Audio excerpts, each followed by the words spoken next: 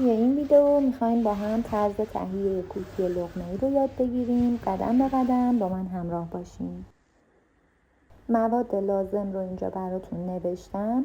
چیزی که اهمیت داره اینه که تمام مواد رو حتما با ترازو اندازه بگیرید. حتما تمام مواد رو الک بکنید. شیرینی این کوکی به نظر من اندازه است، ولی اگر شما شیرین تر دوست دارید میتونید تا 20 گرم بیشتر پودر قند یا پودر شکر رو استفاده بکنید.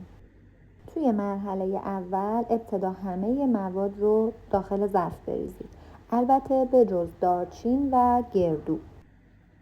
این دستور احتیاج به همزن برقی نداره، اما اگر دوست دارید که از همزن برقی استفاده بکنید ابتدا از لیسک استفاده کنید، بعد با سری پدل هم بزنید.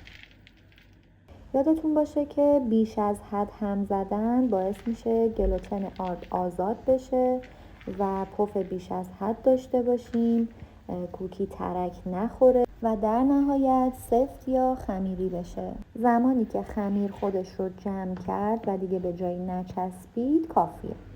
خمیر رو به چونه های 6 الی 7 گرمی تقسیم کنید و با فاصله روی سینی فر بچینید.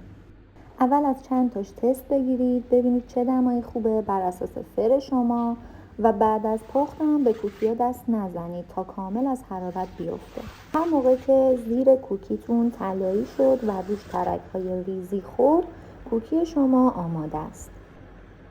اگر کوکی ها زیاد داخل فر بمونن سفت و خشک میشن و این ماندگاریش رو کم میکنه. به محض اینکه کوکی ها از حرارت افتاد اون رو داخل شیشه یا ظرفای دردار یا زیپ کیپ بذارید که به هیچ عنوان هوا بهش نخوره. نکات تکمیلی رو براتون توی کپشن می نویسم. مطمئنم عاشق طعمش میشین.